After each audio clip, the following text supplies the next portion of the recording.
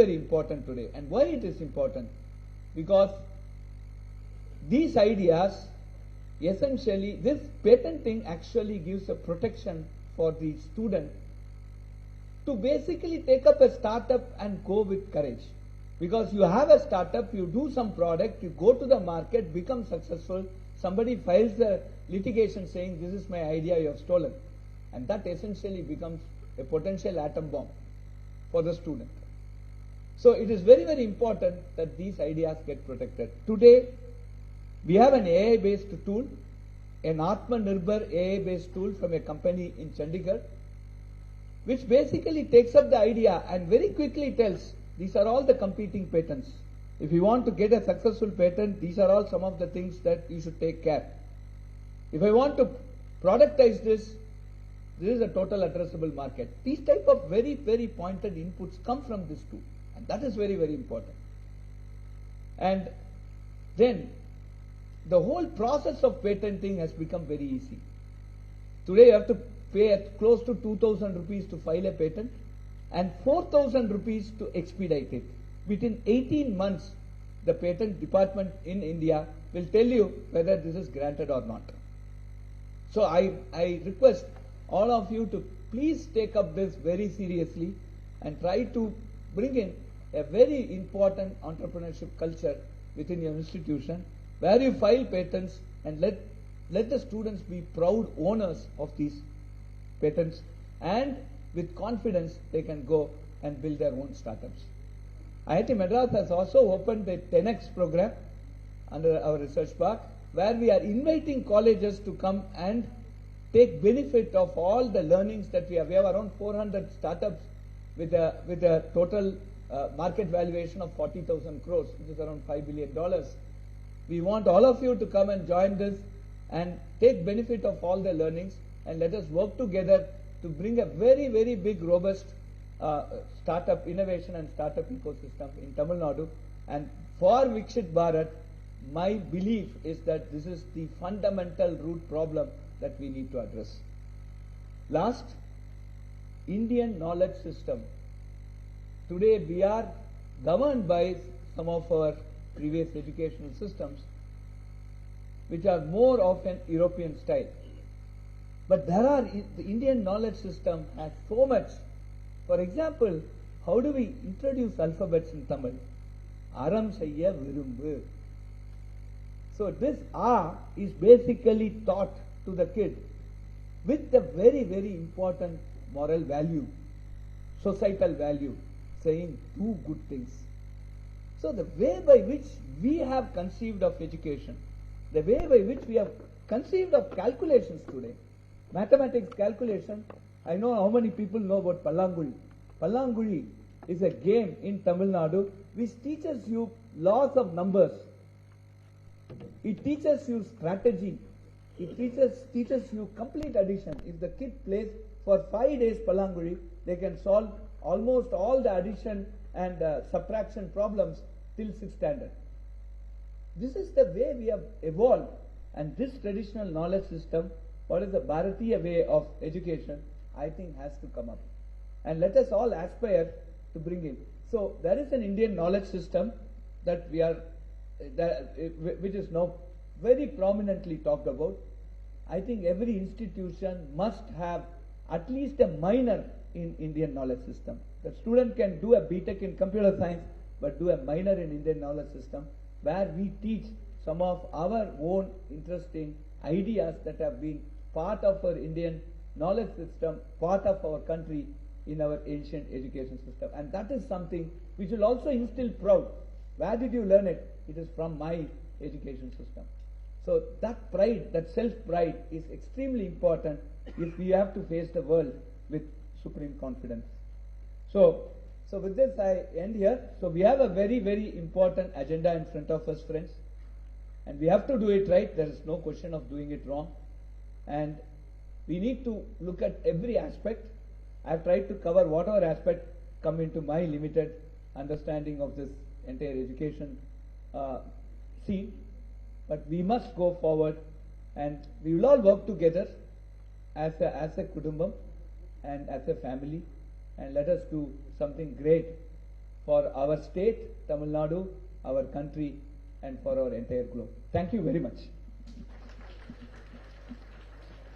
Thank you, sir. We now warmly welcome the Vice Chancellor of Anna University, who will provide a brief overview of their thoughts on thriving and sustainable economy.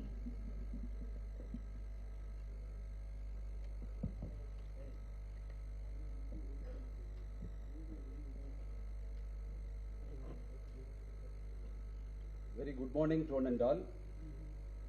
I thank Honorable Governor for this wonderful opportunity given to me to share some of my thoughts on this beautiful event, a great initiative of our Honorable Prime Minister. The topic given is thriving sustainability and economy.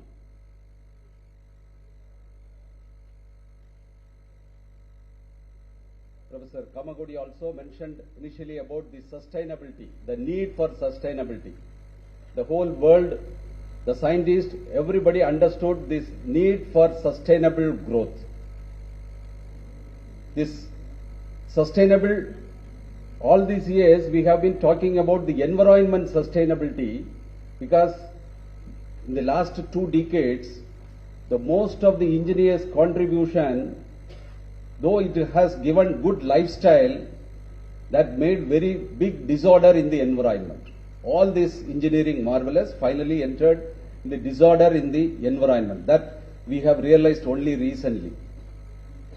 Because all this technological growth, I am a thermodynamic professor, so I would like to tell in thermodynamics, there is a concept of system and surrounding.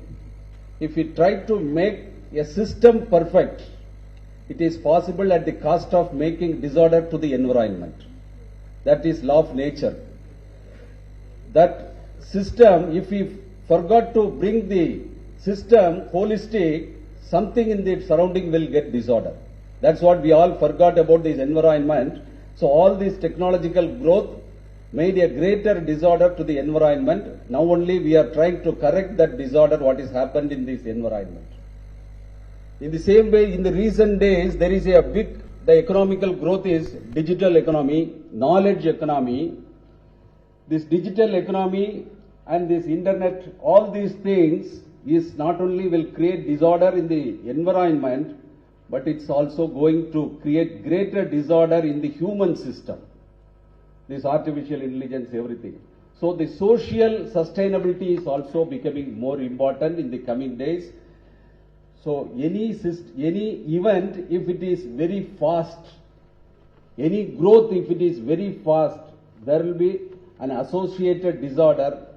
So sustainability also take into account along with this development. That is what now we all should understand.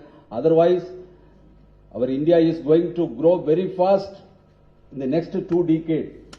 In this Amrit Kal period till 2047, the whole world understood that. So this time during this development, we need to understand this sustainability, then only this growth will be the way we want. So thriving economy, so the economic growth means it is wealth generation, job creation, and adopting practices and policies that support economic growth while minimizing negative impacts on the environment and society. So we need to balance this economical growth and the sustainability. Thriving, when we thrive for economical growth, the sustainability also should be taken into account. Otherwise, there will be a greater disorder. The economic growth, obviously it is going to happen. It has already taken this exponential growth direction. The next 2 decades, India's growth is assured, but that should be a sustainable growth. That should be a sustainable growth. The transformations, the transformative moments we should see. Immediately after the Second World War, there was a phenomenal growth in Japan and Germany. Initially, the Japan's growth was between 50 to 70. The Germany's growth was from 15 to 60 in Japan, 15 to 70 in Germany, and Singapore 1960 to 1970s, 1960 to 1990s South Korea. But India's growth is already, it set the target. The greater growth we are going to see during this Amrit Kal period. So already the initiatives what we have made is, now we became third largest economy. By 2027, $5 trillion economy we are going to see. So now we have 1,113 universities and 4.33 crore students in the higher education. And by 2047, India is poised to be a US $30 trillion economy. So the economical growth is going to be several fold in the next 2 decades. So our leadership, the whole world understood the power of India in the recent years because of our achievements in sports, Jandan accounts, COVID vaccines, Chandrayaan, we reached the moon, South Pole, climate goals, we have reached the target in advance. 7 years we are in advance to reach these climate goals. Digital public infrastructure, we are advancing in a greater way. So all this created confidence among the whole world that India is marching at a faster rate. The developed nation, they understood. Recently I was in Japan and the UK for a very closed conference. All the developed nations, they understood the next 2 decades is for India's time. Because as everyone knows, we all know that it is a young country. The average age is 29 years, whereas the developed nations, it is more than 45. So they all depend on our Indian youths. All the developed nations, not only they have forecasted this, we have the opportunity only in the next 2 decades. After that, the opportunity will be for African countries, where this population growth is high recently. Our country will be a youth country only for the next 2 decades. So we should use this opportunity in an efficient way. Otherwise, we will miss the opportunity in a sustainable way. Obviously, the growth is going to happen in this country in the next 2 years. We have seen all the initiatives of our country. Definitely, it is going to happen, but it should be in a sustainable way. The journey ahead, for which where and all we need to focus. Renewable energy. Already our government has made lot of initiatives. The renewable energy focus should be very high. What are all the hurdles? So bringing renewable energy, still the problem is there in the energy storage. If you are able to solve that problem, the entire energy can be brought by renewable energy. Sustainable agriculture and farming practices. That is one of the important basic requirement for any country. Resource utilization. We have abundant resources, but that should be that reduced usage, reuse and recycle concept should be evolved in a very big way. Green technologies to be adopted in electric vehicle, and all our power generation should come from the renewable sources. Sustainable supply chains, that is also very important. And eco-friendly transportation. Now whether it is going to be electric vehicle transportation or hydrogen operated vehicle, that is shortly, that will be decided. Community engagement. Local business also we need to promote, because all the population should not come to this urban city. So the local promotion is also very much required. The community engagement, we need to promote. Government policies and incentives. Correct policies to be evolved. So the growth should not be in a chaotic way. Policies and guidelines to be evolved whenever it is required. Sustainable investment. So wherever all this investment should be checked whether this growth is sustainable. Then only we can ensure the sustainability. Innovative solutions, emerging technologies that reduces environmental impact. So a developed economy that caters to the needs of its people. By 2047, based on these initiatives today is happening, I am very happy today's initiative. Within 1 month, all our youths will get confident that by 2047, India will be a developed nation. That much initiative we could see today, but for which what all the essential things to be followed, that we need to educate our youths. So education, health, infrastructure, opportunities, vibrant democracy, global leader in innovation and technology. Finally, the quality of life should fulfill all the human needs. Okay, here I have 2 more points. That is, how to reach sustainability. Sustainability is possible through quality only. Without quality, sustainability is not possible. There is a big connection between quality and sustainability. Quality demands what? Standards. So whenever we develop any technology, mostly without any proper standards, that is growing means there will be a chaos. So immediately standards to be developed for any product development or whatever it is, standards to be developed. Then policies to be evolved to adhere the standards. Implementation, many places policies are evolved, then implementation procedure is not yet adopted. So immediately implementation procedure to be evolved to adopt the policies.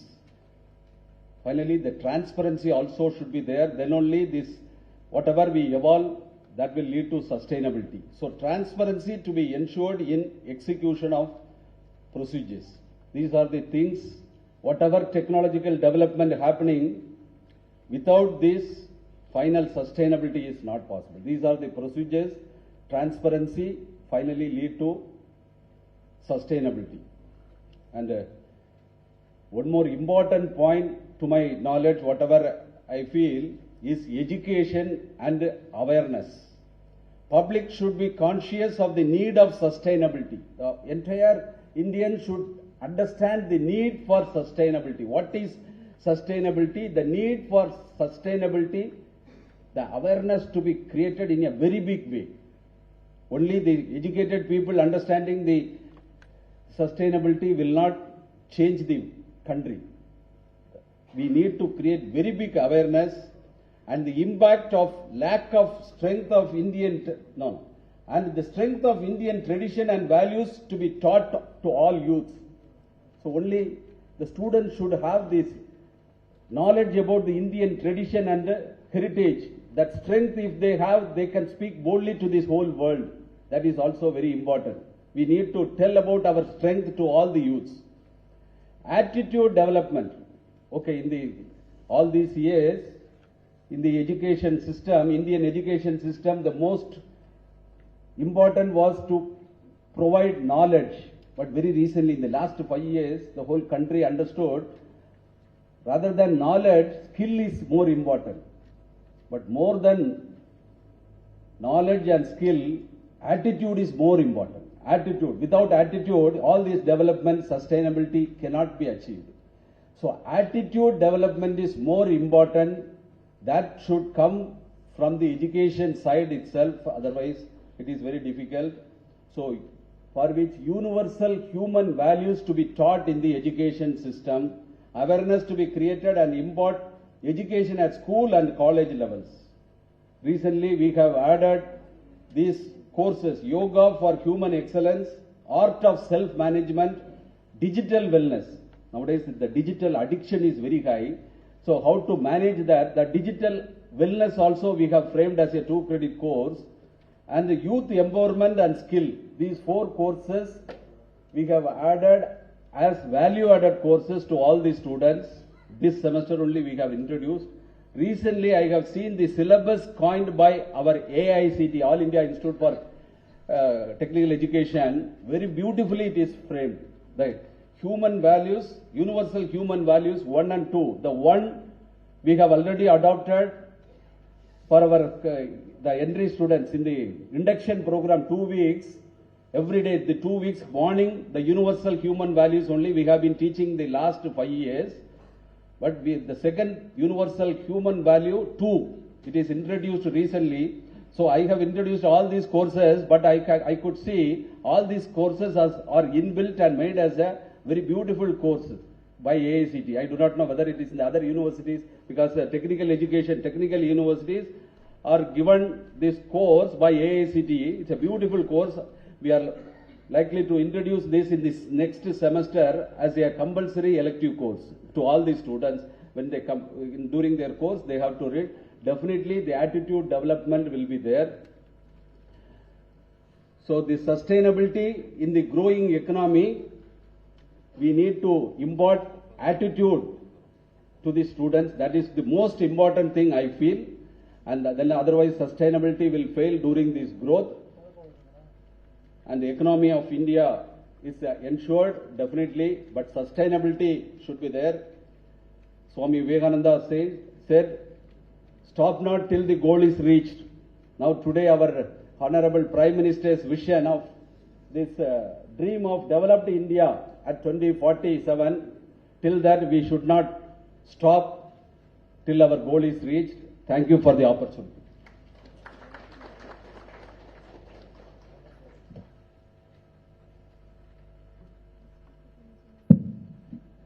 We are now privileged to have the Vice Chancellor of Shastra University, who will shed light on the topic of good governance and security.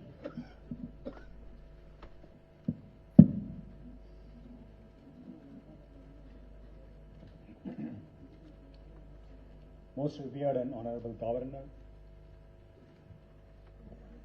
distinguished gathering of friends from the academia, a very good morning to all of you.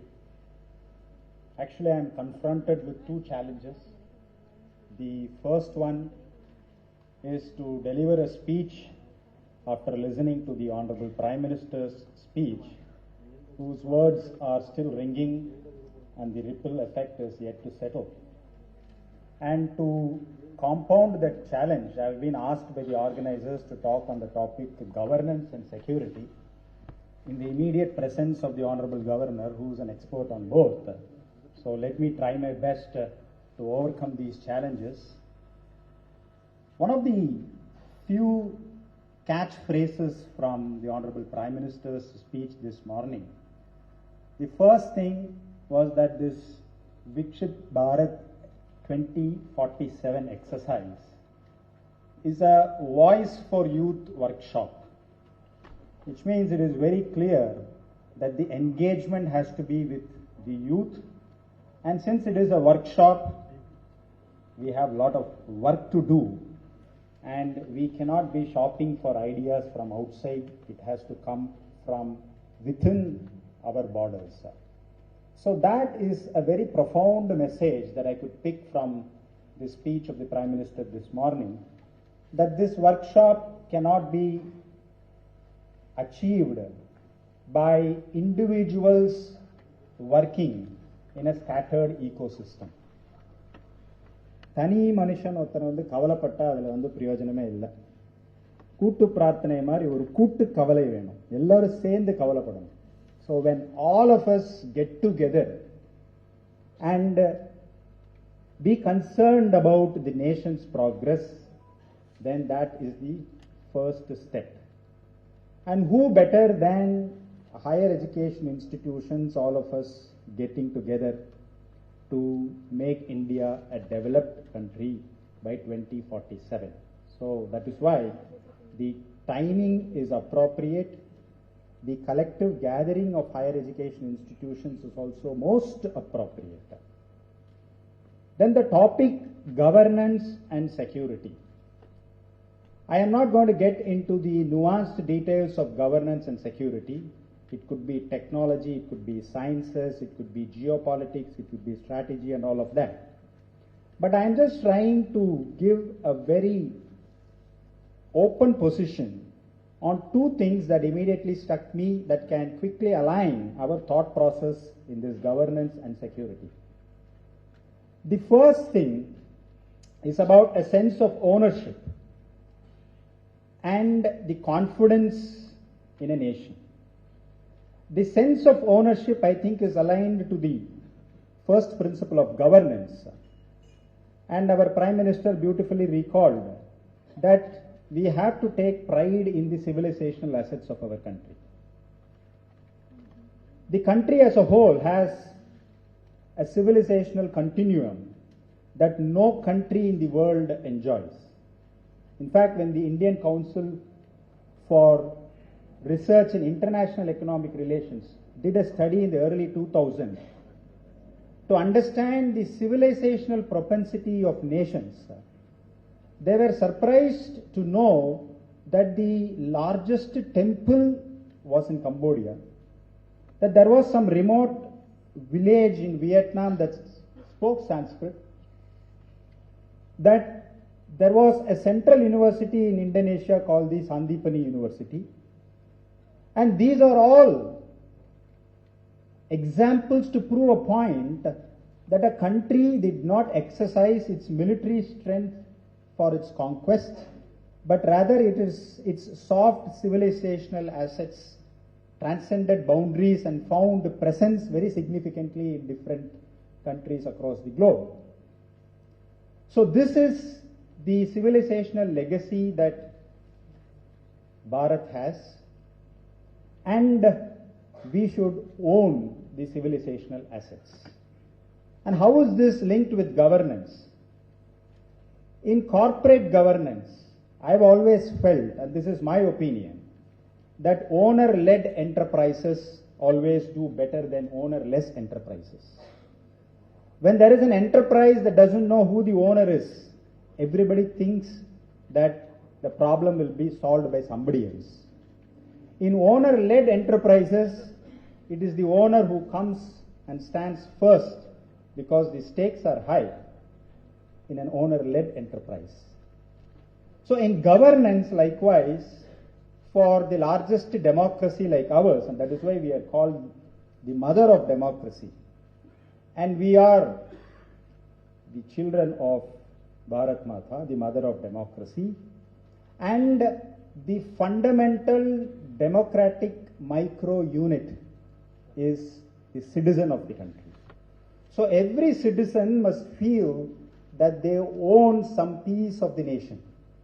It could be your house, it could be your street, it could be your neighborhood, it could be your community, it could be your state, it could be your region, it could be the entire country. And only if we develop that sense of ownership, then we will begin to realize that the problem is ours and we have to provide solutions. And without that sense of ownership, we will only be expecting somebody else to solve the problems. So my first appeal is collectively we should build this sense of ownership and own whatever be the part that we want to contribute and start thinking about how we can do that. And that is why the Prime Minister was very emphatic when he said, the portal doesn't stop with ideas. What are you going to do to actually make that happen? So it is not just ideation, but also action. And that can come only if we build a sense of ownership. So that's the type of governance thought process that we should have in mind, that we own a part of our country. Big or small, that is different. It depends on the size of the institution and our capacity. But there must be a foundational ownership. Only then you can be able to provide solutions to immediate problems. The next is security. And again, I'm not getting into the technology part of the security. The very fundamental view on security is, I have always felt that if we don't have confidence in a nation, then the nation becomes vulnerable to outside attacks. So as responsible citizens, and as we make this sankalp for a developed India by 2047, this is the time, the Amrit Kal moment for us, where we have to feel very confident about our nation. We should have the thought process always lingering in our minds that nothing is too late and nothing is impossible, and we can do it all by ourselves. And that was the spirit of Atmanirbhar Bharat, that we can do things ourselves indigenously. And who better than Swami Vivekananda?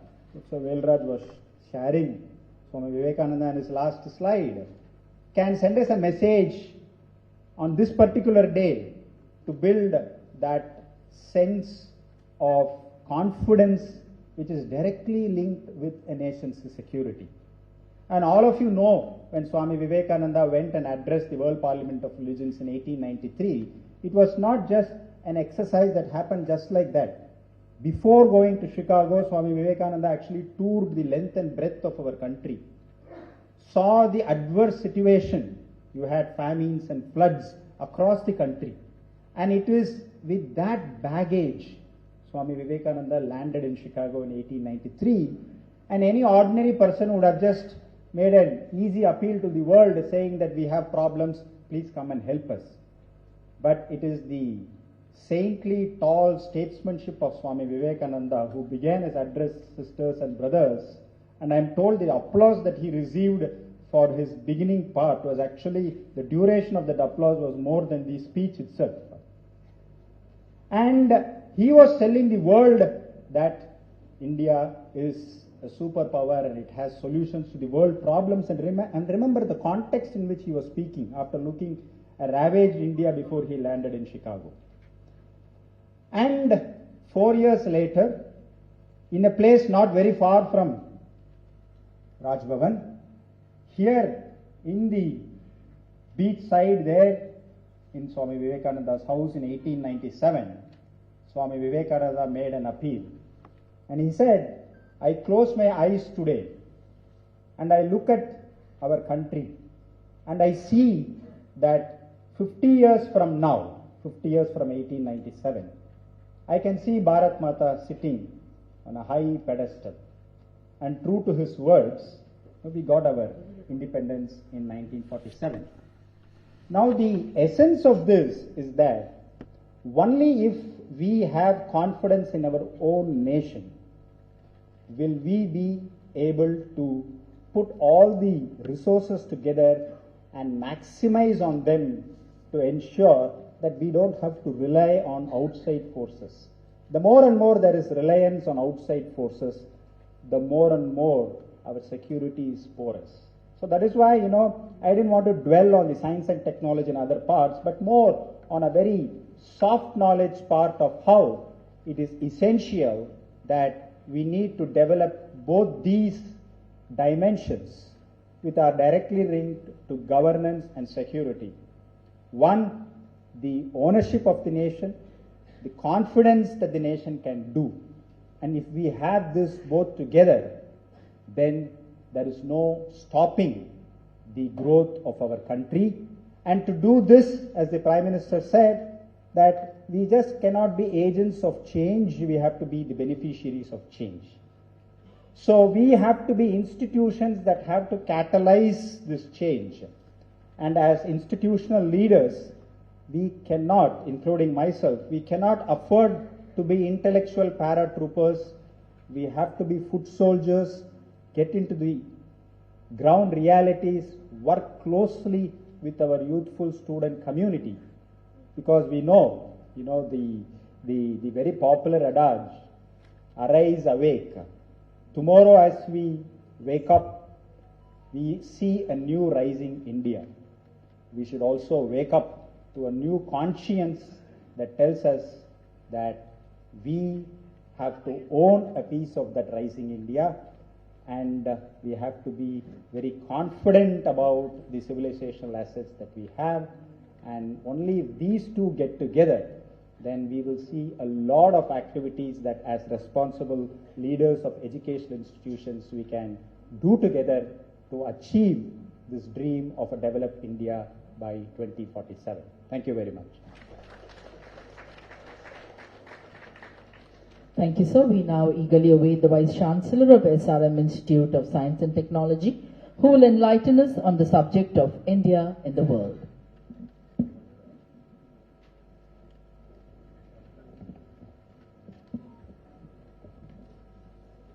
Very good afternoon to all of you.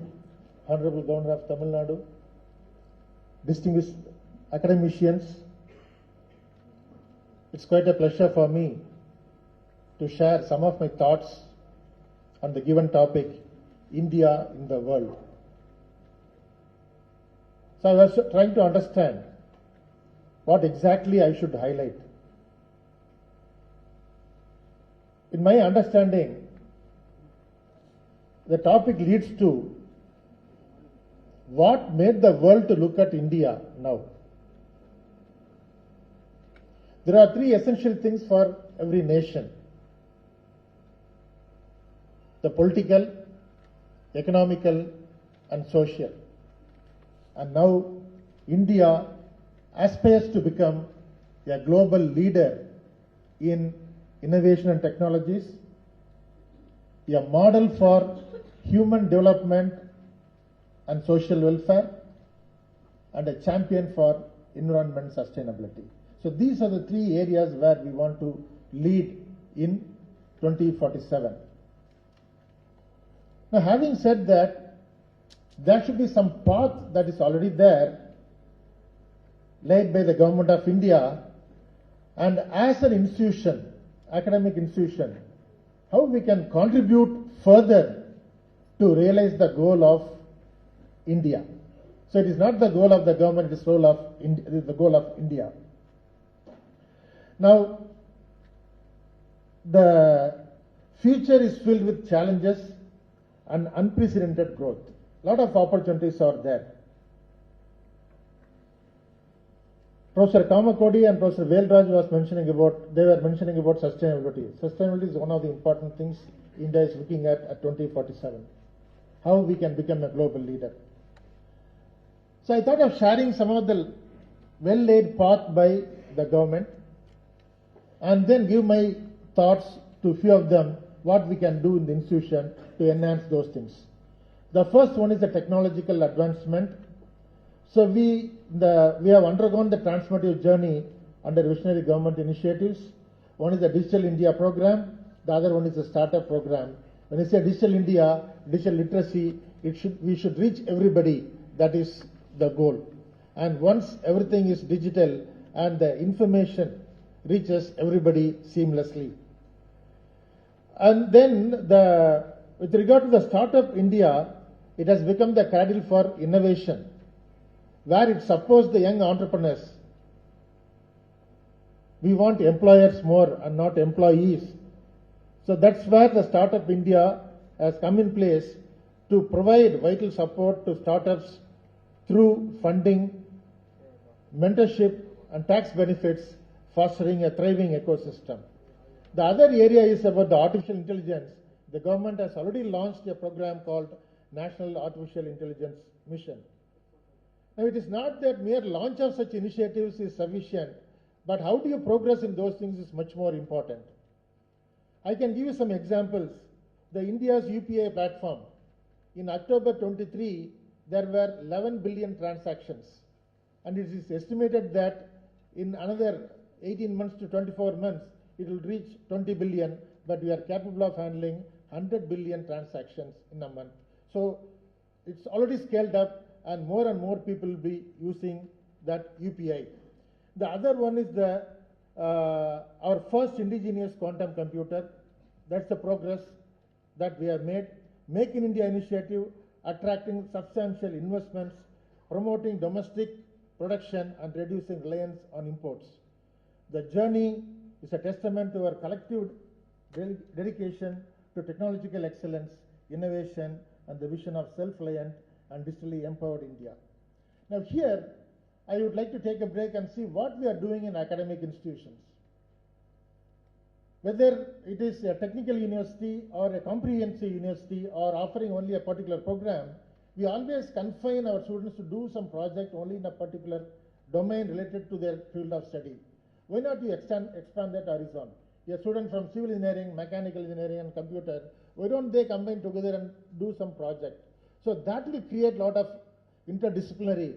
And if there are other programs, why not have some students from other disciplines also to be a part of that, so that there will be a holistic thought to the project that is conceived by the student. That's the first thing that I want to say. The second one is, why not we have what is called as an idea clinic in the campus? A student can walk in at any time to that. If he has some challenges, he can write it on the board, and if somebody has a solution, when he goes there, he can note it down, or the two students or the bunch of students can be in touch with each other and then come out with the problems and also the possible solutions, and that will create a lot of outside classroom learning. It is not that what we teach, we ask them to respond in examination. It should be engaging the students outside the classroom. That should be more and more important. Then with regard to this healthcare sector, it has witnessed a monumental transformation. I would like to say only two things. One is about the financial support for manufacturing facilities. The government has come out with pharmaceuticals production promotion scheme. And then how do you make the essential medicines to reach the public at affordable cost? That's the second one. So these two things are very, very important.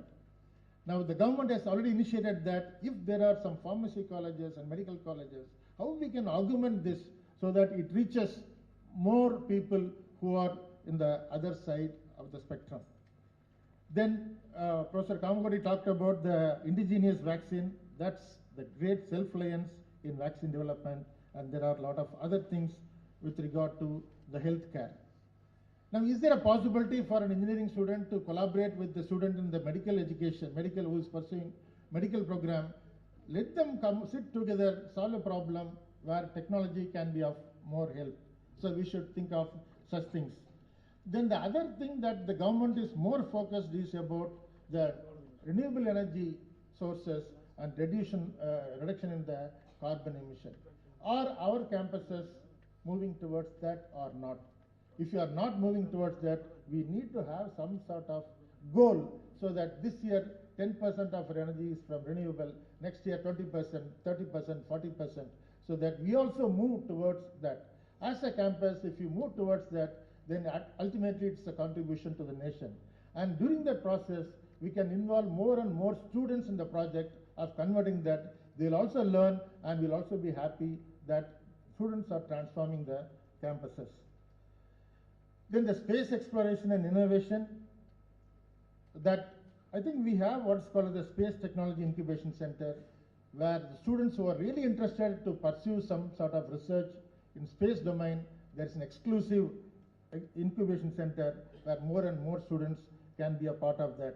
The Chandrayaan-3 mission is a testament to our lunar aspirations, and the Gaganyaan program set to send Indian astronauts into space by 2024 showcases our nation's prowess. With regard to international alliances, we have what's called as the Look East policy, Neighborhood First policy, the Act East Forum. These are some of the initiatives of the government where we happen to be more friendly with the neighboring countries and also understand and help them in whatever way that's possible. Similarly, it's something like a collaborative thing that we expect.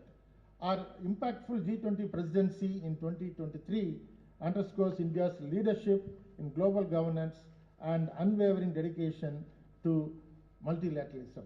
That's the biggest thing that we could see this year. With regard to economic contribution, Professor Velraj has already said, we have a lot of schemes like Make in India, Digital India, Skill India Mission, then all the digital transformation, prioritized workforce development, a lot of things are there. Then how do you get into these things? Every student in the campus should understand these things and contribute more to these. That's the part that we should play. With regard to the self-reliance and defense prowess, it's evident through initiatives like Atmanirbhar Bharat. DRDO organization is crucial in indigenous in defense-related technologies. They're already into that. They're also funding the universities if they happen to come out with indigenous products that will be useful for the DRDO. So we need to tap all those resources, encourage our students to be a part of that initiative which is set by the Government of India. Startups and unicorns is the one another thing. I'm sure every institution has an innovation cell. We should go beyond that and bring in more students to be a part of that ecosystem, and that should happen. The other one is about the sports. Today, sports is almost forgotten, but recently, our country has shown that we could win more medals in the Asian Games. More and more students to participate in sports is very important. Infrastructure and connectivity, the airports have increased by 100%. The railway tracks are laid. Then the road, in terms of national highways network, expanding by about 60% to cover 1.45 lakh kilometers. So these are some of the advantages where we can easily connect with other institutions and then take up our work. The last one that I would like to touch upon is the soft power and cultural influence. So that's very much required. So when you have all these things, we are definitely on the right track and moving towards 2047, where the world will look at us as a global leader. Now, to conclude, as we reflect on India's transformative journey over the past 2 decades, the resounding theme is one of the remarkable achievements, unwavering dedication, and a collective vision for a brighter future. The journey is a testament to the indomitable spirit of the nation that embraces challenge as opportunities, a nation that stands at the forefront of progress and innovation. So with this, I thank the organizers for giving this opportunity. Thank you. Thank you, sir. We now have a quick 5-minute discussion where the eminent audience can ask any questions or clarification on the presentation. Sorry, sir. So 5 minutes is extended. Honorable Governor, this is Dr. Sridhar, Vice Chancellor of Hindustan Institute of Technology and Science. It's a very good deliberation after Honorable Prime Minister's speech on Viksit Bharat, and all the speakers spoke well on many of the technical aspects. A few points which I feel that is also more important, that we are losing our value systems here. Most of us studied in the government schools. During that, I didn't find any attendance in the schools. We used to do our work, all the school work ourselves, including cleaning everything. And this is still being conducted in Japan. And I heard that in Japan, even the civilians actually, they try to repair a few systems in the general transport, etc. Whereas we spoil the systems in very high technology transport system like Vande Bharat and others. So my vision is also, my suggestion is also to make more of value-added systems starting from primary education, and so that all the technological advancement that comes in future will be properly utilized. Thank you very much for giving me this opportunity.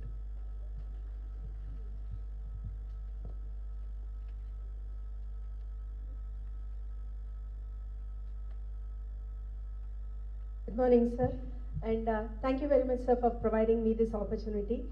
So today, SRM University Vice Chancellor talked about inter-university collaborations. I wish to bring to the notice of the House that already last week, Saturday, when we attended a meeting of Kashi 2.0, Anna University and Tamil Nadu Agricultural University joined hands and we signed an MOU.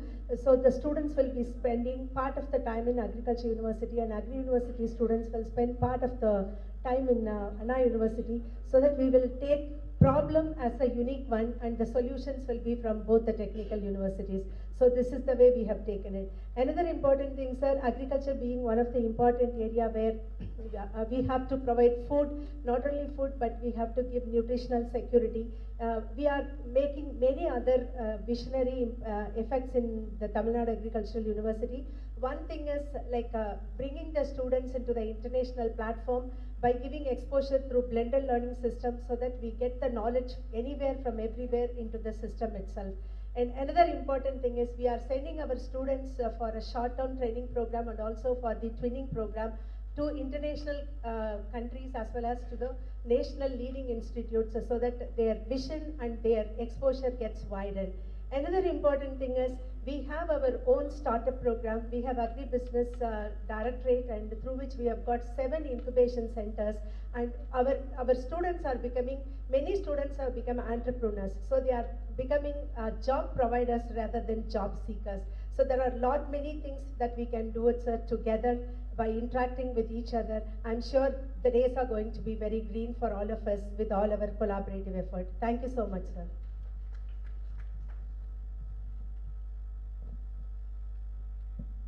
Good afternoon, sir. This is Dr. Jayaraman from Periyar University. Sir, I have a question. We want to reach the term developed nation by 2047. How to increase our rural infrastructure so as to develop our economy by 2047? This question is to Professor Kamakodi, sir, from IIT Madras. Good afternoon, sir. This is Dr. Jayaraman from Periyar University. Sir, I have a question. We want to reach the developed nation by 2047. How to increase our rural infrastructure so as to develop our economy by 2047? This question is to Professor Kamakodi, sir, from IIT Madras.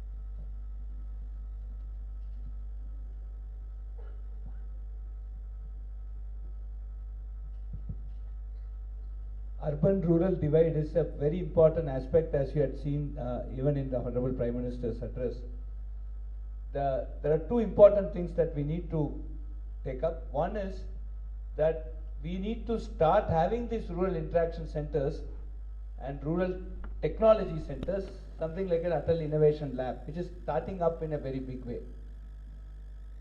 Rural India poses a lot of social challenges. For example, I have Professor Prabhu Rajagopal. Can you just stand up? He has now, created a robot that can completely do septic tank cleaning. And though the problem is very simply defined, it had 4 patents and 6 PhDs, 6 research scholars, 2 PhD students and 4 MS students have worked on it.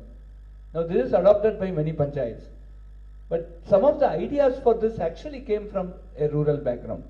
So it's very important that we start interacting with the rural people on a continual basis, in which the Rural Interaction Center that I just mentioned in my talk is of very high importance. Number 3, we need today a lot of connectivity is happening in terms of the fiber network.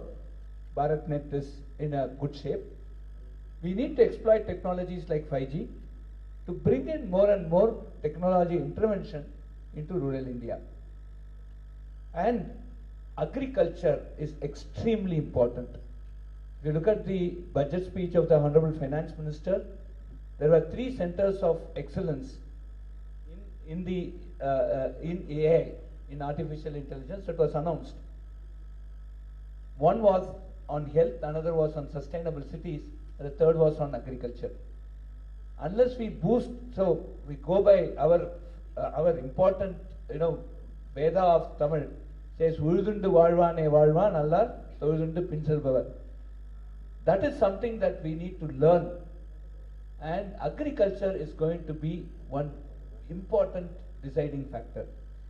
In the area of agriculture, where does technology come? One is 5G, I can go and control tractors, I can have drones, I can see pesticides attacking the farm at the early stage, put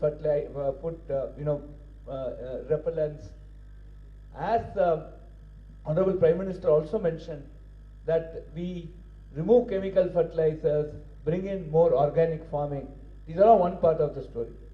The other important thing that's happening today is, let me say I am growing tomato, right?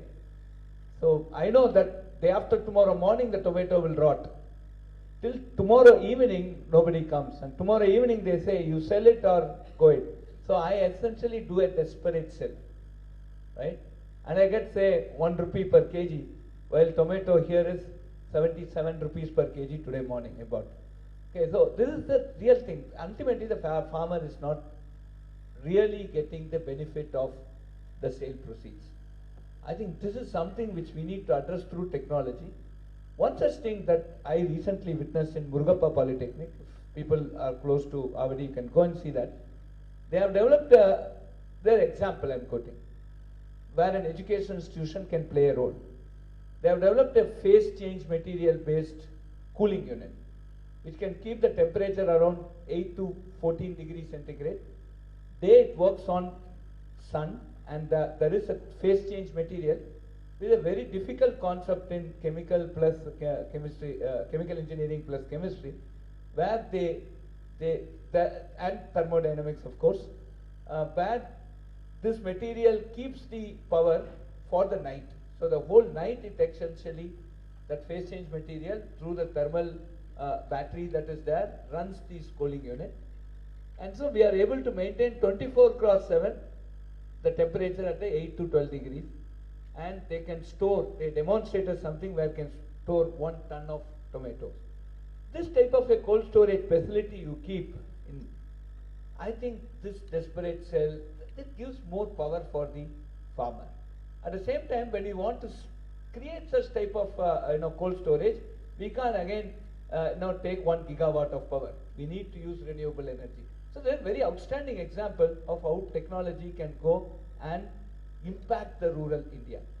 And we need to look at every problem. One problem is the septic tank that we have talked of, where 100% manual scavenging we can remove. We are very confident now. The Honorable Supreme Court said that manual scavenging should be removed. We have an answer to that.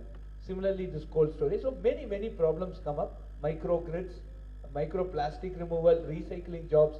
Many things can come up in the rural technology. So rural people have to be empowered. We need to interact with the rural people and develop solutions for rural India, and that will be a solution for the global India. I just want to say long answer because you have asked a very passionate question for me. The 5G that has come up, friends, first time in the history of India, we have got a standard that is approved by the third generation project partnership 3GPP. So now when you buy a new 5G release 17 plus mobile phone, IIT, the multi-institutional project that is done with IIT, CVIT and many IITs, 4 or 5 IITs, Indian Institute of Science, they will get a share of that royalty. Because our patent now, for the first time in the history of India, we have a patent. What does it mean? What does it mean here is that why did it come up? Rural India actually played a very important role for development of this 5G standard. If you look at the developed countries, the definition of rural from a next generation communication perspective was that rural west essentially means I have a very big highway, I travel at 250 or 300 kilometers per hour and I should not lose my connectivity. This is the definition of rural there. But our rural is different. I have to control the pipe there.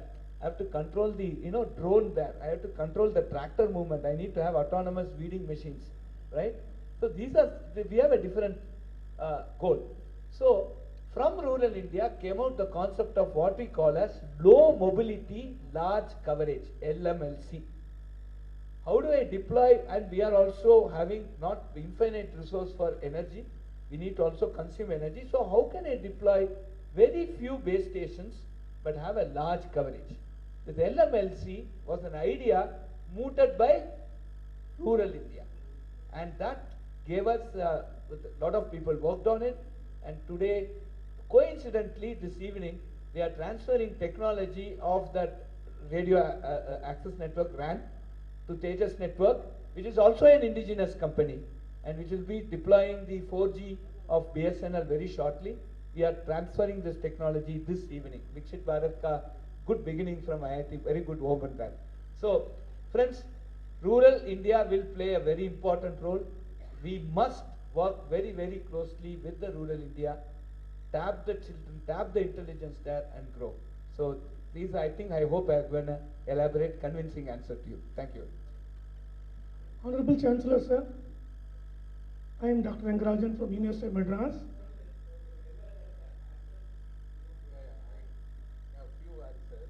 So now in the chat GPT, it's giving lot of information to all the people, but still mostly it is available in English. So our educational institution also should develop to this information to be available in our vernacular language. That will definitely make this all these village people also powerful, because information is so powerful. Then also two more things. The psychometric test we need to conduct for the school students, and what is their strength, we should divert them to the right direction. Otherwise they are going in the wrong education, they waste their life even.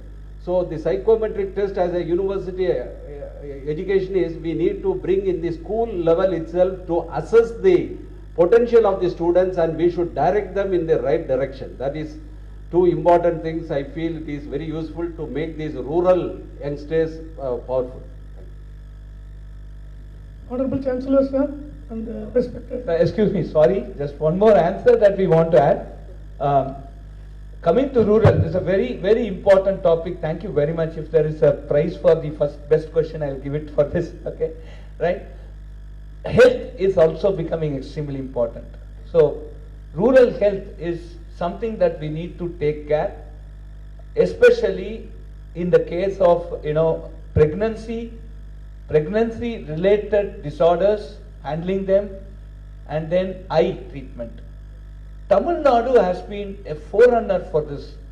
So we have the Shankar Netralaya, the Shankar Mission, Shankara Mission at Coimbatore, and many eye-related Aravind Eye hospitals.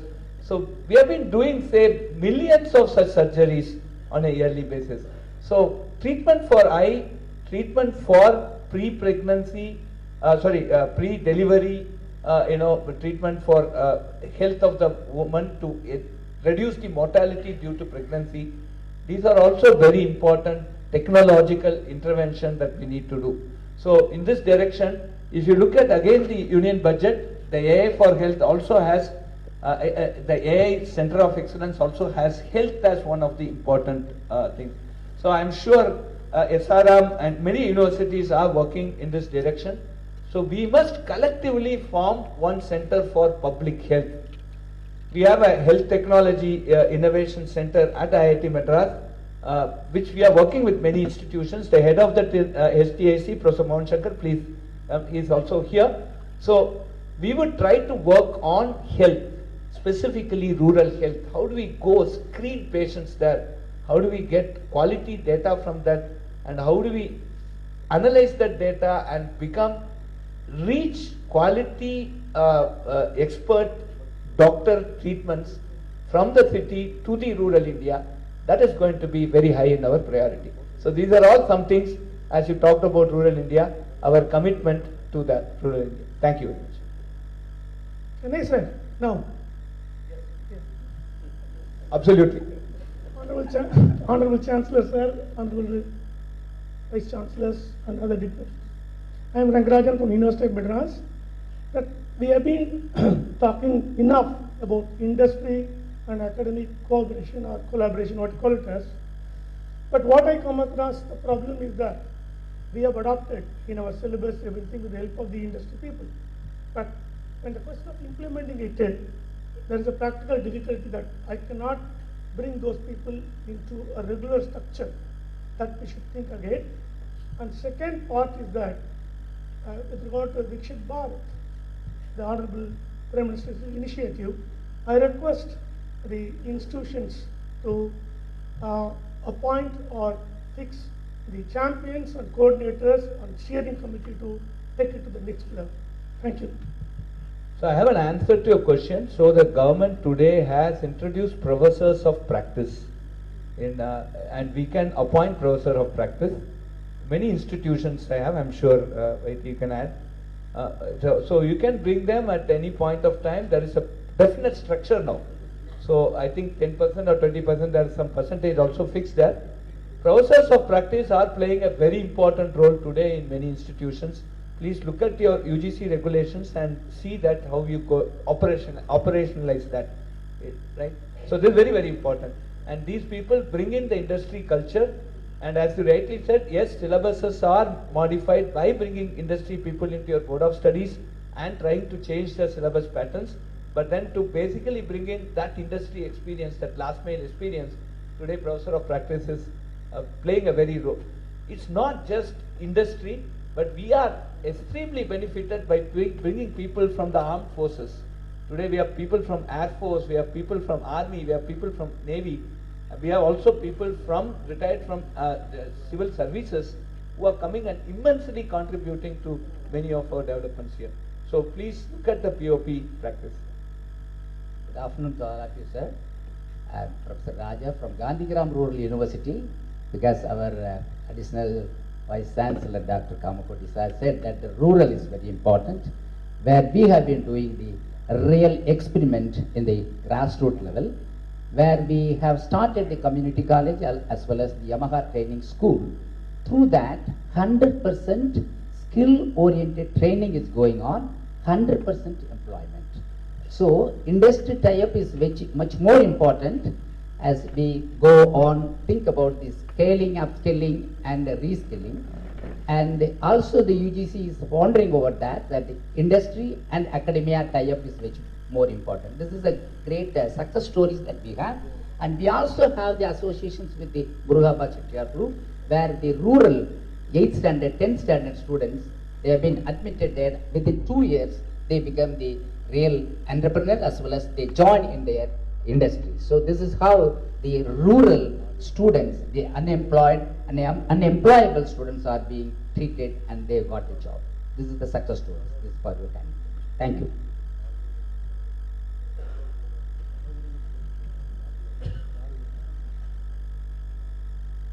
I think the lady behind was stood before you, sir. So can we just give?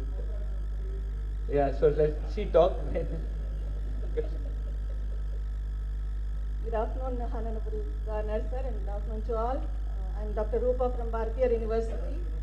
It's very great listening to PM's address, and it was talking about building confidence to the developed India, building confidence and building vision. The great thought have been imbibed with the help of Viksit Bharat at 2047. In this occasion, I would like to place a point, and I would like to listen to the comments from the panel that we are talking about cross-disciplinary interactions. As we all know, when disciplines interact, innovation will come. So multidisciplinary, cross-disciplinary, all these interactions, they have their own distinct meaning. How are we going to implement these particular aspects in our education system so that there will be more and more interdisciplinary, cross-disciplinary and multidisciplinary interactions will happen so that we can boost the innovation. So this is one insightfulness aspect which we would like to listen from the panel so that we can get more clarity on how we can work in grassroots level to make it happen. So this is one aspect, sir, and another is, as we all know, it is not simply imparting education, it is to impart wisdom so that education will be taken care of, value education will be taken care of, and also research will be taken care of, research outcome will be taken care of. So these two aspects, I just want to listen comments from you. Each one will demand a 2-hour answer, but anyway, but we'll start with Thank you very much for having given. I'll give you a very short answer for your first question. Yes. Innovation is a term that's been very generously used by everybody, and since you also brought into the concept the interdisciplinarity of courses, so when many disciplines converge, you'll have too many ideas.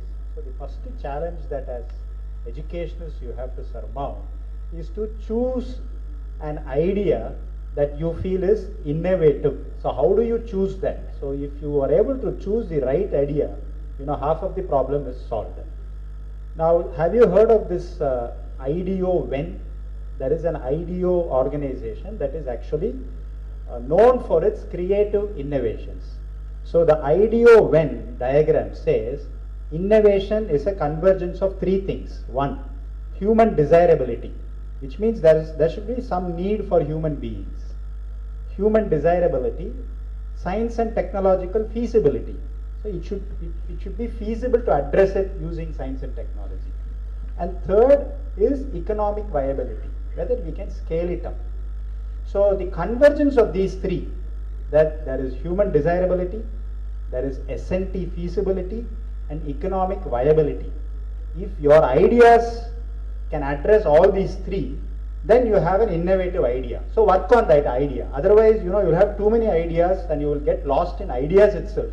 And most of the time as academic institutions, we lose our precious time in ideation. We'll have to move to identification, and this convergence spot is the first exercise that you have to do. This is an academic answer. Administrative answer is that very quickly, you just say that if I have, say, n amount of seats, some percentage will be given to, PhD seats will be given to, a couple of professors who should come from different departments. Immediately that interdisciplinary will start, right? This is it has been well experimented and works. And then when you have some grants, you say, I will give a grant of say 10 lakhs or 20 lakhs. If at least 4 departments, 4 different professors come and ask and define a good problem, put a good committee. I think 2 things administratively bring in interdisciplinary culture. For your first question, that now the UGC has initiated academic credit transfer, the bank of credit. So we should follow that.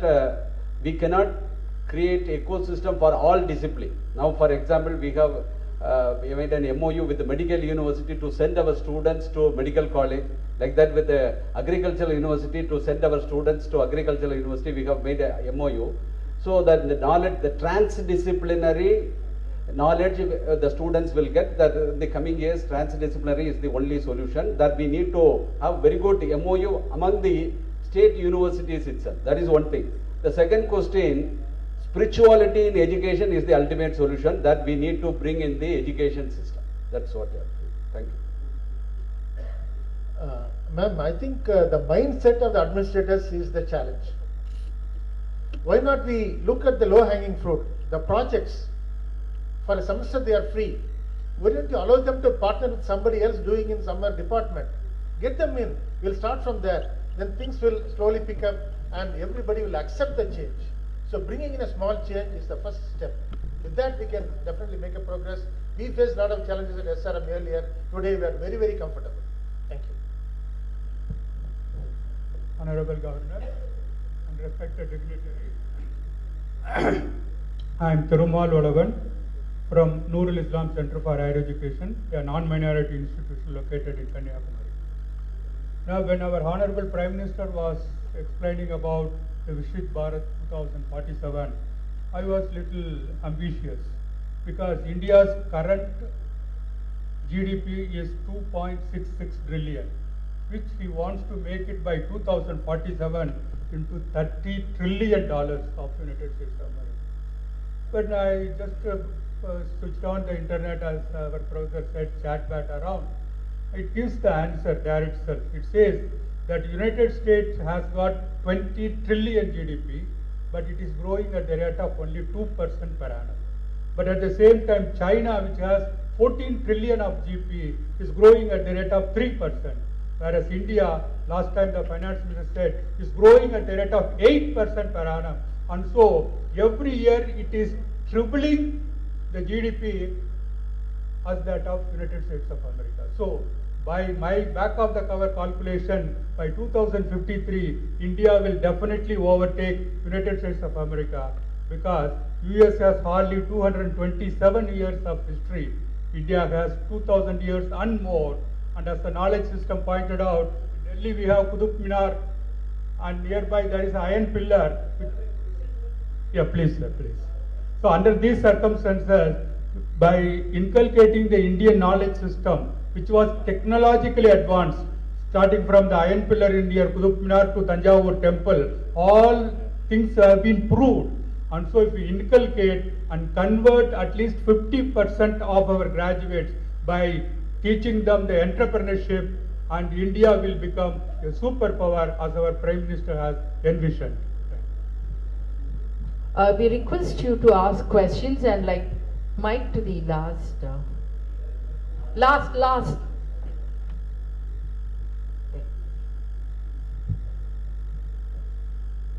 We request you to only ask questions, please. Honorable Governor of Tamil Nadu, Honorable Vice Chancellors, as Professor Kamakoti sir announced, and he said that much contribution has to be given for health. For Mother Teresa Women's University, we have been awarded with one project by Indian Council of Social Science Research on pregnancy-related development of apps for pregnancy. So we should be given immense freedom. No, we are not more into the technological aspects. So we should be given freedom to interact with technocrats, how to develop it better in future as the process is on, the project process is on. So I earnestly seek the help of IIT Madras or other technocrats to give us immense support to create a full-fledged app for pregnancy. Thanking you, sir. Thanking you so much. Thank you, sir. Thank you so much. We now have a briefing on how to engage youth in contribution towards Viksit Bharat at 2047 by Deputy Secretary to Governor, Universities.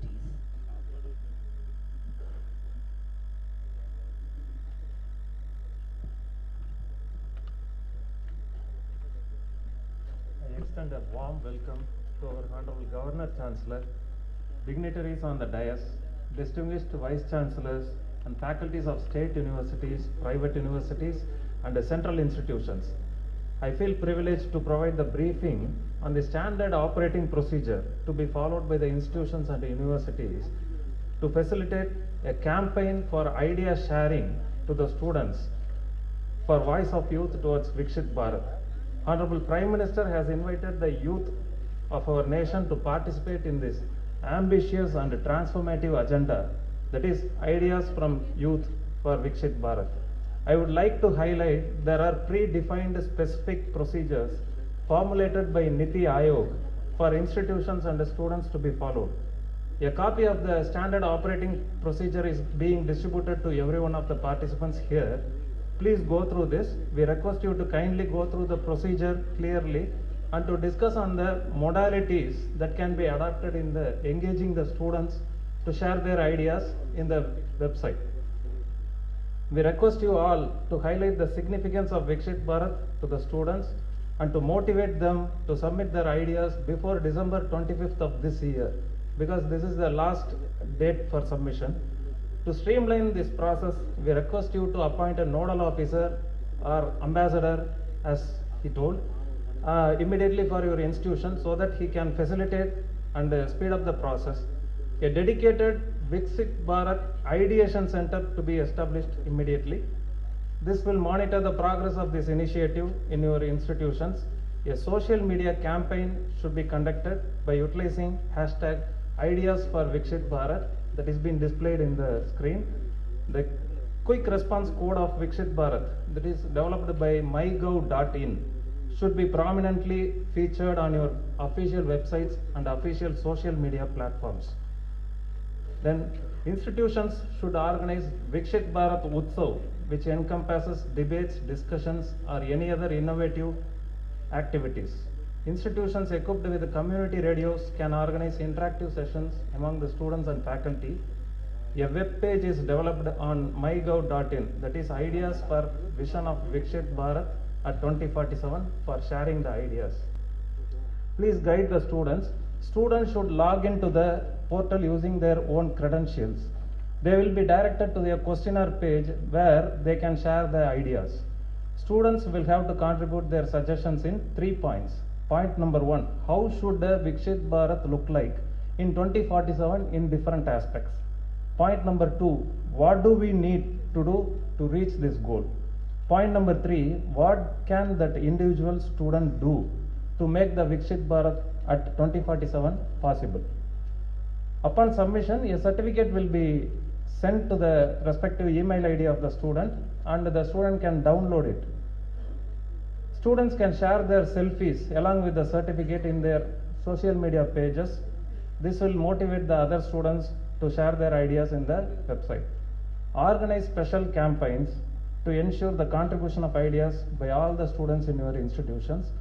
Instruct your affiliated colleges and other institutions to follow the same protocol.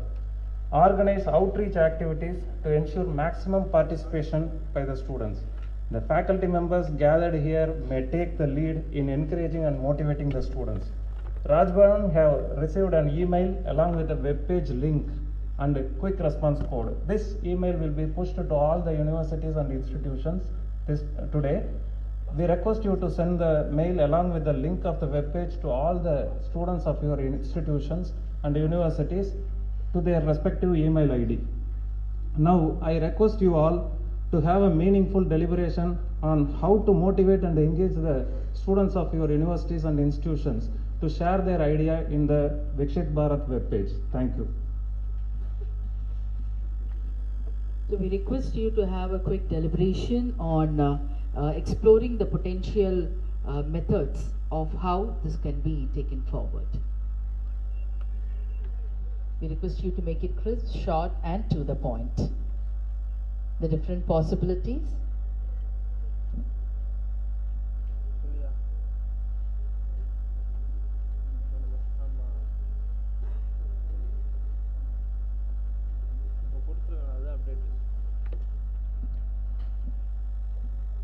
What are the, if you have any ideas on the potential strategies which can be, yes, Mike.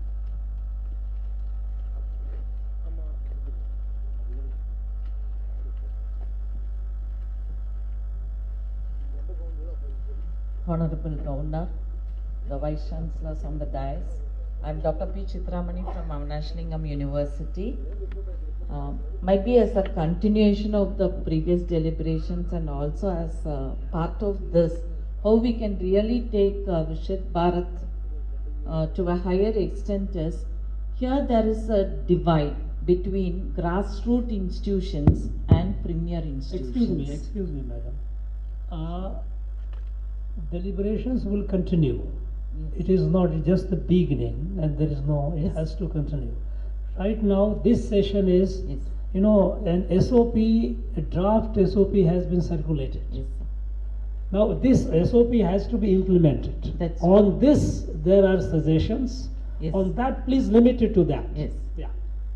So, the SOPs again, instead of individual institutions taking as separately, if we can form regional-wise clusters and then take the SOPs through various programs, I think that the divide of the message reaching everybody can be much more effective.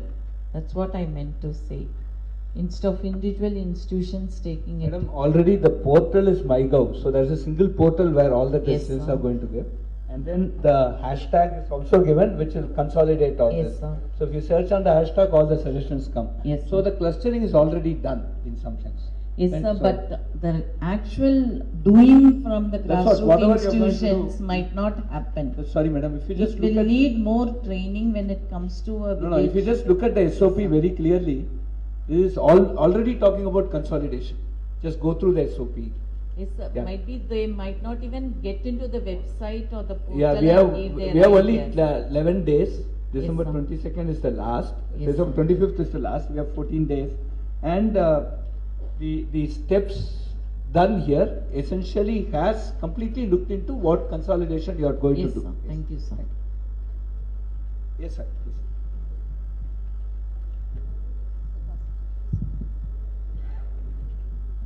Good afternoon, sir. Thanks for the opportunity, Honorable Governor and panelists. First, we will advertise this, give a very wide focus in the university website, and we will appoint a nodal officer, and we will also establish a center. We have around 80 affiliated colleges and 55 departments. We will also have the NCC volunteers and NSS volunteers to go into the villages surrounding us, and we will have a debate and Utsav as planned before 18th or 20th of this month, so that the collective idea can be pulled before 22nd. Thank you, sir. Thanks. Yeah. Next. Okay. This actually caters to all the youth who are in the universities or colleges. Yeah, it's on. Just keep it close to you. Yeah, this thing caters only to the students who are in the higher education system, because we are all here from the higher education system. We were talking about all the youth there in the rural areas who have good ideas, good innovations. How will this? Please take the point number 13, 12 and 13, madam. So one is talking about community radio of universities and colleges may hold discussion on this. 13 talks about NCC cadets and NSS volunteers who can visit to the rural India.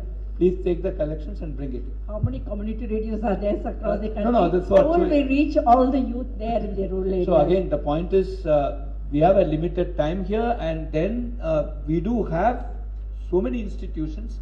If each of you can reach, say, 10 villages, we have 100 institutions here, we'll reach 1,000 villages. You're so passionate about rural areas. Yes, yes. That is So- why I wanted a suggestion from you. Correct. I think there should be some other means also of reaching out to them.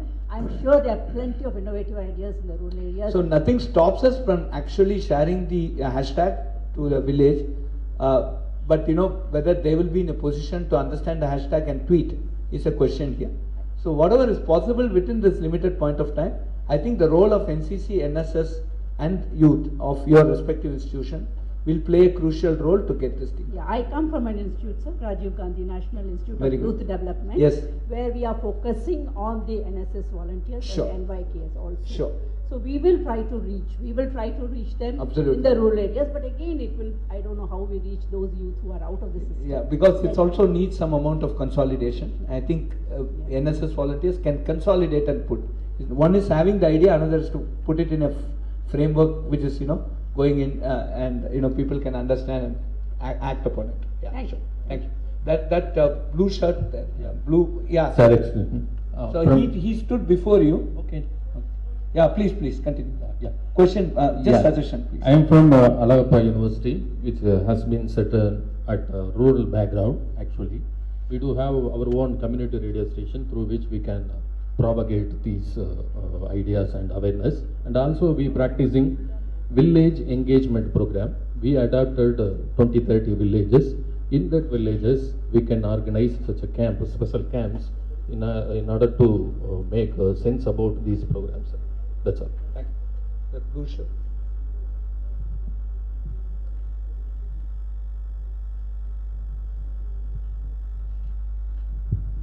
So respected sir. So we can plan as a SOP one by one, sir. Day one, SOP 1, generating a QR code across Tamil Nadu, all the institution. Like that, we can plan 1 or 2 SOPs day 1. So example, on 12th December, 13th December. Like this, if we go for a step-by-step approach, within a week, we can complete all the 13 SOPs. After a week, we can go for the evaluation, sir. How we can upgrade or like that we can go. Many of these are already done, right? So so just go through these SOPs. Many of these are already done. So it is just that we need to start transmitting it, and then each institution, as Vice Chancellor of Annamalai University mentioned, very clear 4 or 5 steps that we do. I think we are going to go to reach as much as possible. Yeah. Thank you, sir. Lady, take it. Good afternoon. On the implementation side, we have 118 affiliated institutes, and first thing we need to collect all these principles and say that this is what they need to do. Then we have NSS units. So for each college we have NSS units. We will also call the program officers of the NSS unit and inform what they have to do based on the SOP already given to us. That is the first step we need to do immediately after we go and we call them and discuss with them. That is the first step we have to do. Then only it is possible to complete. Sir, this document is very explanatory. I think there's no doubt when you read this document in full. You may have the email ID. We have to sensitize these principles. So you may have the email IDs of all your 117 institutions. Just drop the email. And okay, that's the possible, sir. But probably you'll have a WhatsApp group also of your all the principals. No, they will not understand the importance when they say in the mail. That's what I am. So if you possible, have an online meeting. Just a minute, sir. We know the SOP procedures and everything. What is required is ideas. I think we are celebrating Viksit Bharat's birth anniversary also today. I think Honorable Prime Minister would have thought that this is the best day to start the program. Here, Parukulle Nalla Nadu, Engal Bharata Nadu. If you go through the entire words, at least 2 dozens of values that this country was having, you should have. You will be getting lots of ideas to come with for this Viksit Bharat. Thank you. Respected sirs. Actually, we are talking about the NSS and the NCC. We can add the Unnat Bharat Abhiyan scheme also, sir, because the Unnat Bharat UBA is adopting villages and they are very much close to the village peoples. So we can engage them also for this purpose, as well as our professor told about that post offices. So each and every village we have a branch of the post offices. Through that post offices also we can advertise and we can make the banners to get the ideas. Moreover, each and every faculties at present we are using the WhatsApp status as a symbol of showing broadcasting our things. The same thing we can use the same technology, social media, for the 15 days. Each and every faculties and the students, we can insist them to make it in a status. Thank you, sir. Thank you, sir. We now humbly request the Honorable Governor to address the gathering.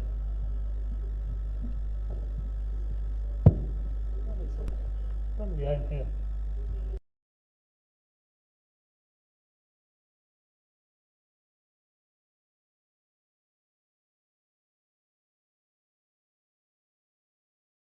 You are taking interest, it's very encouraging, and I think if we have time, this we could have continued for the whole day. I have no doubt about it. No, while the SOP is already circulated, you go through it, how to sensitize and all, you know how to do it, you will do it. It's not just a point by point, this is what you, basically you have your discretion how to make it, how to customize it, how to make it more effective. What is the core idea? The core idea that Prime Minister conveyed, I think first we among ourselves have to internalize it and accept it. Because unless you are convinced, you will not be able to convince others. The point is that we have now a mission. This country has lost so much of time. It cannot afford to lose any more time. Things cannot go in incremental way. There has to be quantum leap. And we are capable of that. Now, once we have resolved, and there is no question of if and but about it, there will be some cynics, but they will also come around. We have to make this country a fully developed country in the next 2.5 decades.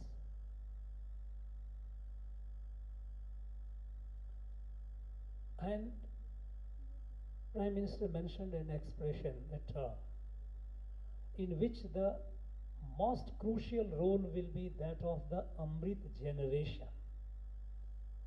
The people, those who will be in the active age till 2047, they are mostly young people, university students, young professors, faculties, they are far more. They can be called people of that active, that will be Amrit generation. Now, since this is an ambitious task, but there is a resolve that we have to do it, and we will do it. About this, some people sitting somewhere, whether in Delhi or here in Bhartiyar Mandapam, we ourselves should not appropriate to ourselves that we know the best for everyone. And that is the purpose for involving the youth, their ideas. What do you have to say? And you know, Prime Minister is very smart in that.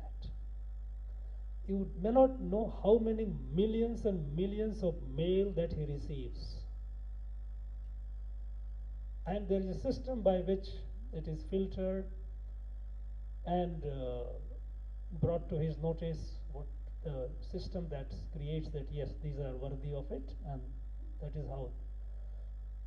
So when he often talks about Jan Bhagidari, people's participation, even our National Education Policy 2020 was not created by a set of people sitting. In fact, it involved hundreds of thousands of people from different sectors of the society, because education is not just about academia. People from industry, people from farming, people from rural, all sectors, they were involved. They gave their ideas. And with that, consolidating those ideas, distilling those ideas, finally this policy document emerged. So similarly, for this Viksit Bharat, place for which we are taking, that we will make, it is our duty, each one of us, to make it a developed country by 2047, then while we know generally the broad contours of it, get the ideas from the youth, those who are people, those who will be the one who will be playing the most crucial role. And in this, if you've heard Prime Minister carefully, what did he say? In which that student, the youth, it's not just saying that, look, you must think about Bharat. This is a very good thing to talk about. We must think about Bharat. But the fact is, he is also, or she is also a human being. What is there for me? That is why, how each student feels that, look, if I can do this, or if this is how environment or this kind of thing comes up, I will do this. Because if that student, that youth grows, the country will grow. So each student to be an active participant in making this country a fully developed country. And so how that student feels, how that youth feels about his or her role in making it. And for that, what he or she would like to do, for which, how to do it. I mean, keeping that student, there is an integral connect between the self-interest and the national interest. It is simply saying that national interest, it may not. And it is not. Actually, the fact is that country will grow only when its citizens grow. So how to create that passion among the students, among the youth, that look, this is time, we must do it. He mentioned about the period of national freedom movement, that how everyone was galvanized, everyone, whatever the one did, there was a intention, whether the person he mentioned about is charkha, that you or sort of produce, boycott foreign goods. I mean, in many ways, people, they got involved, mass involvement. And here we need that mass involvement to make this country. How do we do that? And that is what I think you all need to think of, how to reach out to the youth and encourage them. First is motivate, because unless they, and there you have to do, address them, talk to them, create online, offline, whichever way. You have millions, you have lakhs and lakhs of students. Some of the universities have more than 100,000 students, a few 100,000 students. In any case, all of you have several thousand students. To how to reach out to them. So let us keep that, and for that, we also need to be convinced that yes, this is a mission, we have to do it. Country is experiencing radical transformation, not by conventional means. Simple case of cleanliness. Imagine 10 years back, we had 60% of our people going for open defecation.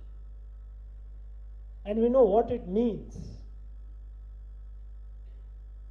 It's toll on the health, in the toll of dignity, in toll on everything. And today we are all free.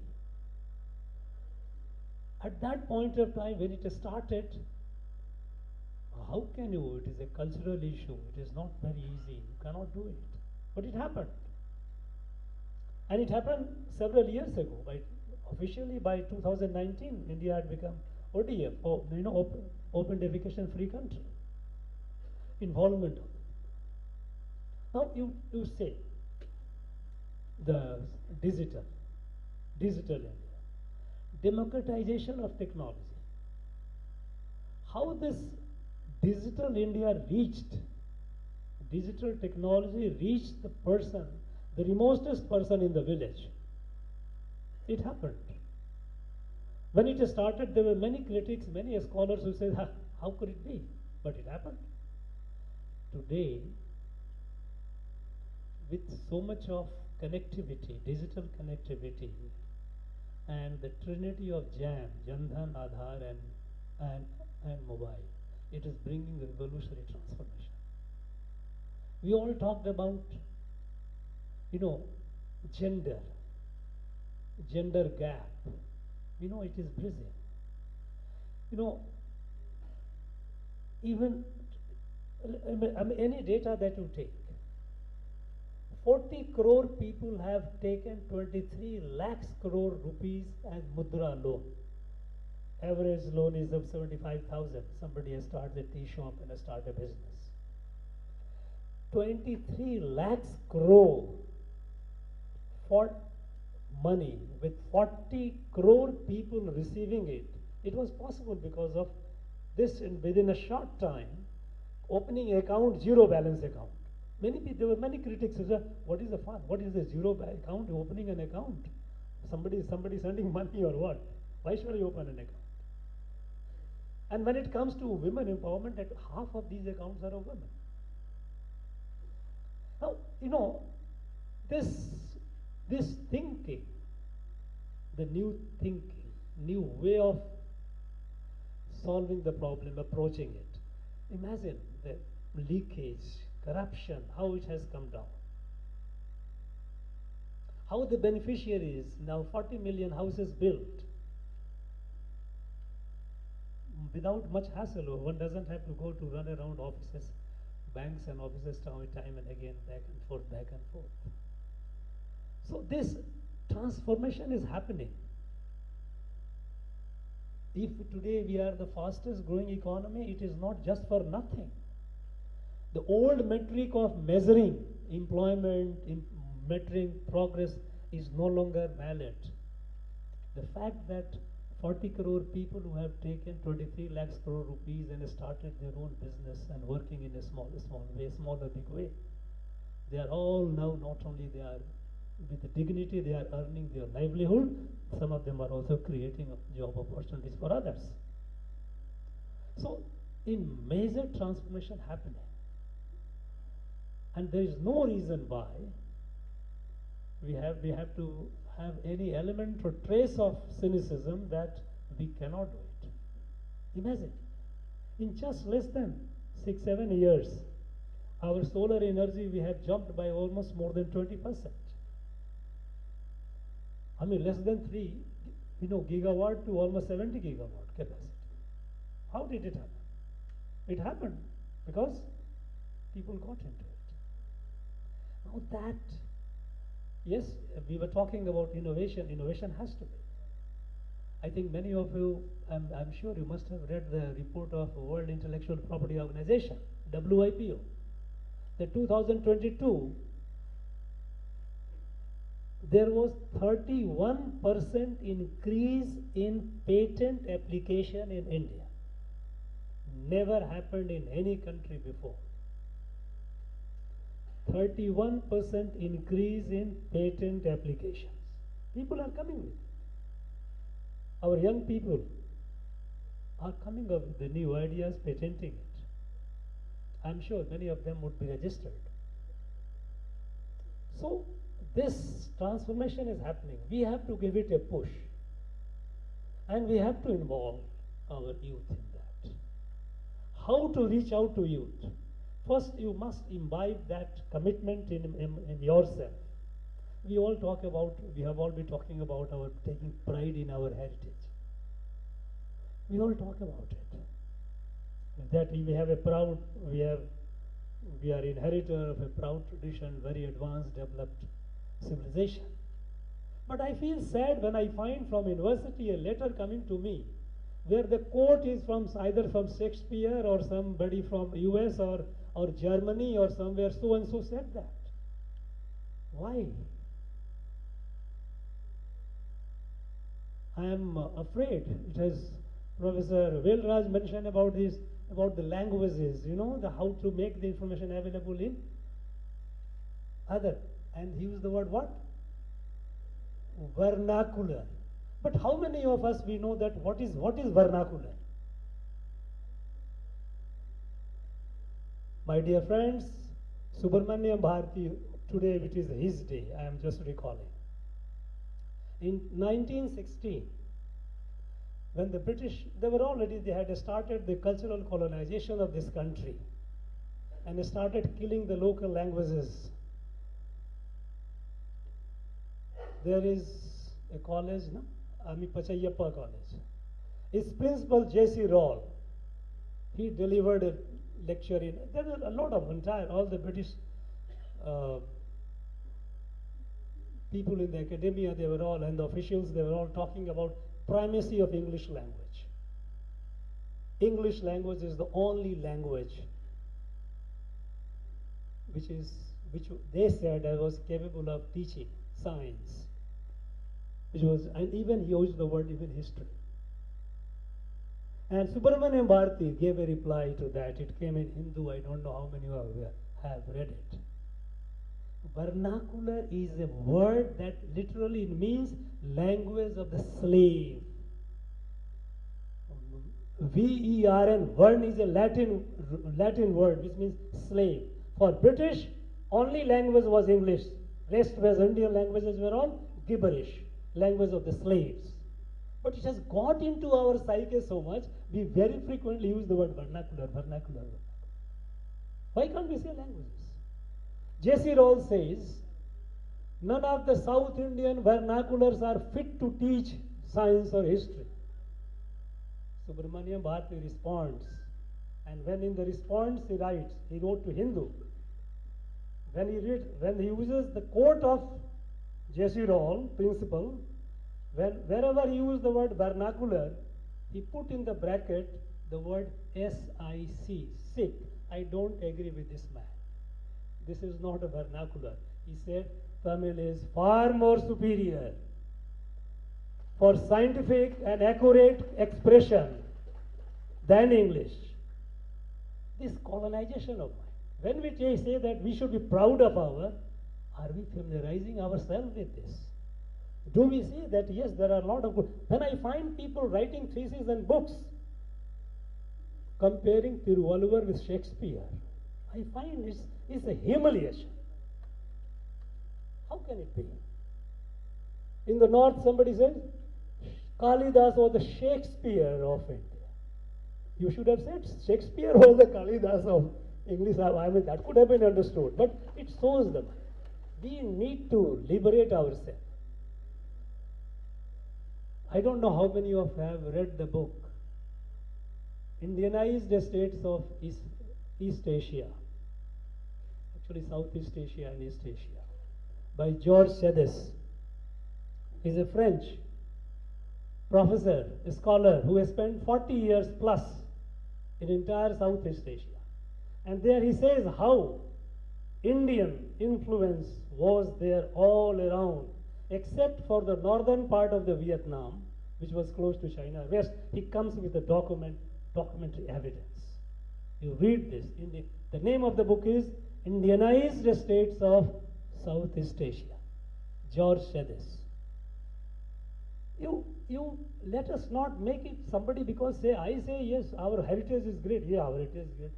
You only when you familiarize yourself with this, then it gives you a sense of genuine pride, and also a sense of when you see that okay, somebody is saying that comparing Tiruvalluvar with Shakespeare, you feel offended. No, this is not the way. This is not the right approach. So let us feel proud. This country, we all know, till about just not far over 200 years ago, we were the largest economy in the world. And we were not largest economy just for 100 years. We were largest economy for all the time before in history, since recorded history. These are all documented facts.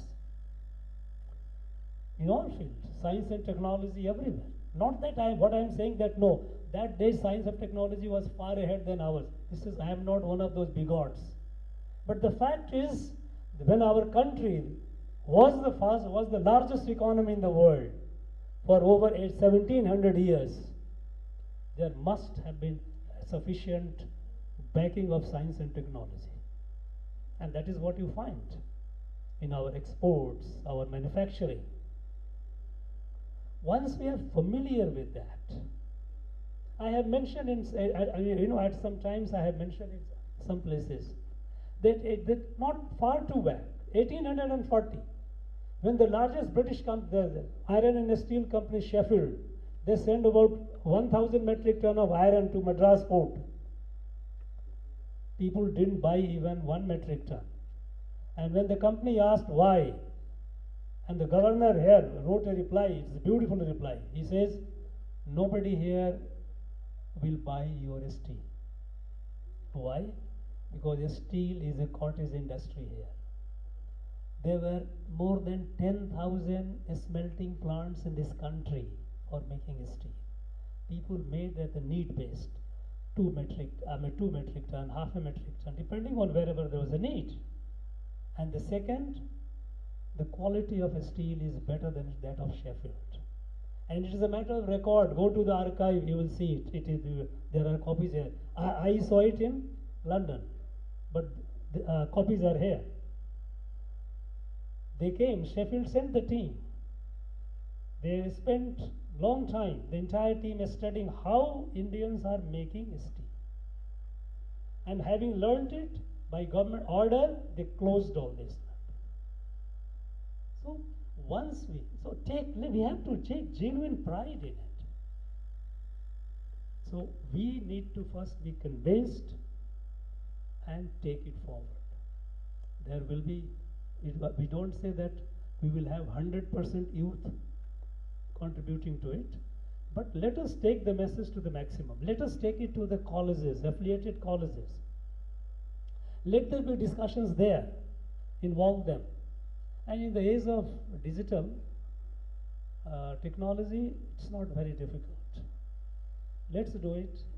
Let's encourage our youth to participate, give their ideas. There is already a protocol laid down. People have worked. There are a lot of people. The SOP which has been circulated is the product of a lot of minds. A lot of sharp minds have got together. They have worked out the whole thing. They have made the job easier for us. We need to take it forward, and I'm sure we will do it. You all will do it. Thank you very much. Thank you very much, sir. Thank you, sir. We now request the Deputy Secretary to the Governor Universities to propose the vote of thanks. Viksit Bharat is a vision to make India a developed nation by 2047. I am filled with pride and satisfaction that the voices of our youth are being acknowledged in the process of our nation building. The significance of youth engagement in national progress has consistently been emphasized by our Honorable Governor. This has been conveyed frequently in many functions and occasions in various institutions, as well as through the Think to Dare series which are being held in Raj Bhavan, which involves students from diverse academic backgrounds in constructive deliberations. I express my sincere gratitude to our Honorable Governor for guiding and motivating us always for organizing such programs successfully. I express my gratitude to the Secretary to Governor for guiding us. My sincere thanks to the distinguished Vice Chancellors of Central Universities, State Universities and private universities on the themes deliberated today. They have graciously shared the valuable suggestions towards the implementation of our sharing of ideas initiative. These insights will serve as a guiding principle to inspire the students to actively engage in this movement and will play a significant role in nation building endeavor.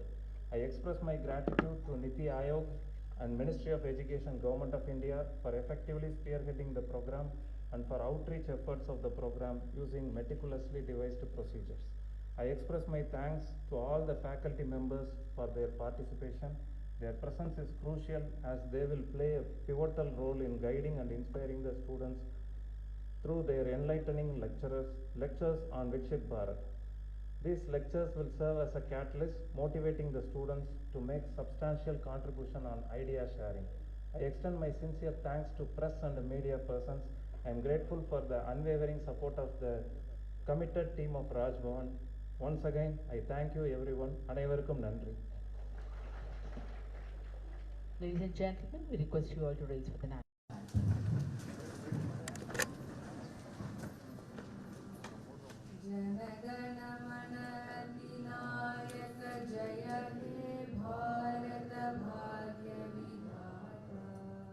Punjab Sindh Gujarat Maratha Dravid Utkal बंगा विंध्य हिमाचल यमुना गंगा उच्चल जलधि तरंगा तव शुभ नाम